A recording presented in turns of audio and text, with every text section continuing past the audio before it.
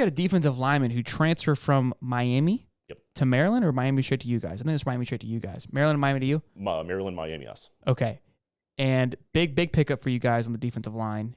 Was told yesterday, right? Yes. That he could no longer play because he broke violations in his transfer, etc. With the waiver. Because he claimed he transferred due to mother issues, kind of like Keontae Goodwin, because Keontae Goodwin will be out of transfers, but they granted him access due to his mother being sick.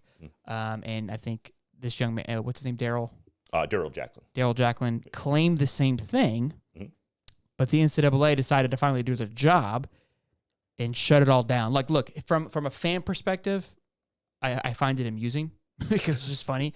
But I feel horrible for the kid, like genuinely. Like that's what's tough too, because there's always the repercussions a kid involved. So I have to remember, like, I'm not here to shit on kids. It's funny to see like FSU fans talk shit and then bad things happen to them. Unfortunately, it's a kid has to be usually the the brunt of it. But what's your thoughts, Steve, on that?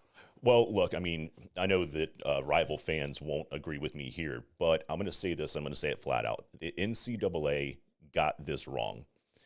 When Darrell Jackson put his waiver request in, the NCAA was granting somewhere between 50 and 60% of waivers.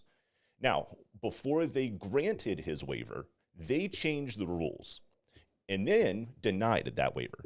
And why that's important is because if you're Darrell Jackson and you're at Miami, even if you have issues at home, you want to try to get closer to Tallahassee, which is he's just outside of there, you don't risk putting your name in the transfer portal. That's a huge risk for the kid to say, I'm going to transfer to Florida State to be closer to home. But he did it based on the way that the rules were written at the time of the waiver. The NCAA decides that they want to come in, change the rules, and hold him to a new standard, not the standard in which he put his waiver in. Now, what's an interesting twist here is that the director of admissions for the NCAA is FSU's former athletic director. The athletic director that we basically gave the exit door to when he mismanaged how to handle Jimbo. He was the person that hired Willie Taggart and essentially watched the program be underfunded and run into the ground. This guy was kicked out of Tallahassee.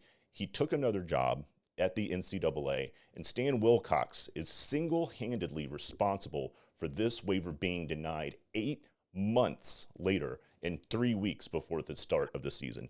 He is basically morally and ethically void. He is a piece of crap human, and I really do hope that nothing but a train happens to Stan Wilcox, because this is awful. This kid is now stuck in Tallahassee. He can't move. Right. So you're dealing with it pretty well then. Yeah, I'm handling it well. Now I did see something on Twitter today. Shout out to the boys over at Double Slaw in a glizzy.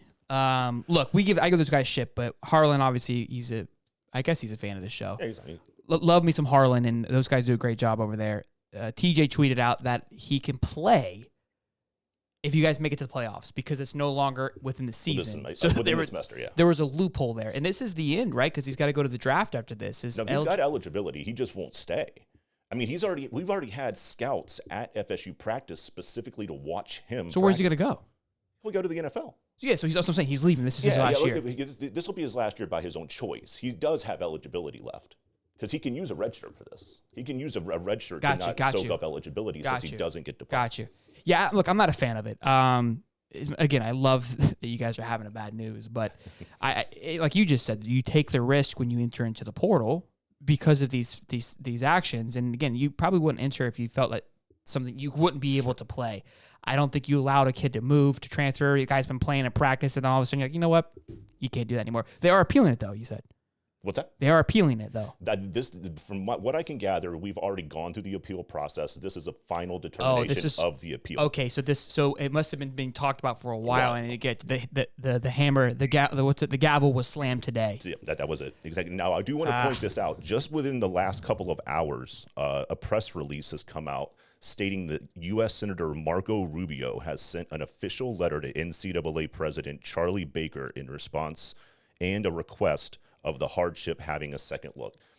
Florida State has a senator on their side at this point, trying to get this kid in, because look, again, it's just, you can't switch the rules and then hold everybody to the new standard.